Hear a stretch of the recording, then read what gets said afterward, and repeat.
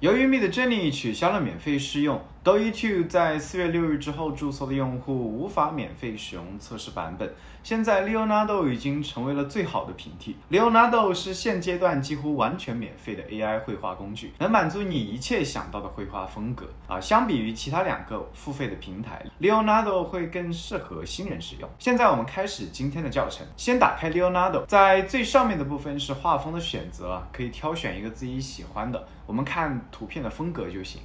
我们看到左边Photo Real 这个功能呢，可以帮图片达到电影拍摄的效果。打开这个效果的话呢，负面词就会被禁用就是说你不能在这个图片中写它不能出现什么，只能写可以出现什么。这个功能其实很少使用，摄影的爱好者会更加适用。我解释一下什么叫负面词就是在这个地方有一个 negative prompt， 就是你不希望在这个图片中出现什么比如说像是这些词。我们接着往下看的 Alchemy 它其实是一个能增强高分辨率、对比强度共振还有输出分辨率的这些东西，这个用到的几率比较少因为 Leonardo 输出的图片的质量已经足够了，而且还要增加一个 token 的使用所以这个不太建议大家使用。 Input Dimensions 可以选择图片的大小和尺寸，也可以自定义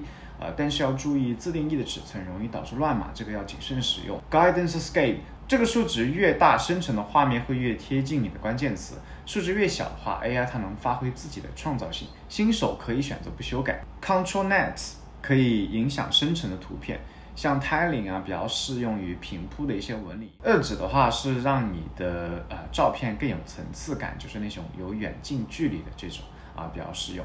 Pose 会保留你原图本来的动作以及说构图。最后 Image to Image 的功能可以放一张你喜欢的图片，生成出来的 AI 会参考这张图片的构图以及风格。最后点击 Generate 就能生成图片了，生成的图片只会消耗 token完全免费试用的一个功能。那一个人会有多少的 token 呢？目前的话 Leonardo 比较大气每个人一天的话会有150个 token， 而且每天都会更新。如果说不够的话，也只需要等到第2天即可。一般是一张图消耗1个 token。刚提到的更高分辨率、更复杂的操作也会消耗更多的 token比如说增加 Prompt Magic 或者是 Alchemy。当然也有更快速生成关键词的功能我们回到主页，点击别的网友生成的图片，找到最符合你预期的那一张 AI 的图片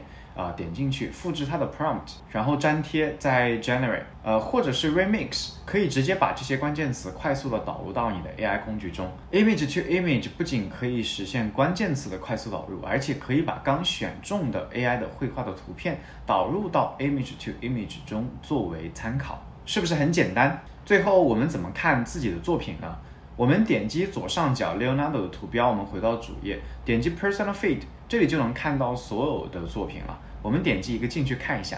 在这里你也能 Image to Image 或者 Remix 你自己的作品，或者是点击这里3个点，你可以进行不同的一个修改还有操作，也能编辑自己的作品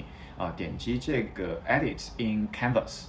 Canvas 这个 APP 大家应该都很熟悉中文叫可画。在首页的左下方也能找到 AI Canvas 的入口，它主要的功能是输入指令能够让 AI 在某些部分重新绘制，或者是说选中图片以外的内容，让图像会变得更加广阔一些。听到这里，是不是大家也觉得 Leonardo 是目前最好的 DALL-E 2以及 Midjourney 的平替呢？我觉得目前由于 Midjourney 以及 DALL-E 2由于收费的一些原因相继都有网友退坑了目前 Leonardo 确实是一个非常不错的选择。如果你也有 AI 绘画的需求，可以去体验一下这些 AI 的工具，也希望你们在下方留言和大家讨论吧。希望大家能喜欢这一期的影片，我也会收集更多的信息和大家一起讨论和分享。别忘记点赞这部影片并订阅我的频道。如果你喜欢这部影片，也请分享出去啦。感谢你的收看，我们下次再见啦。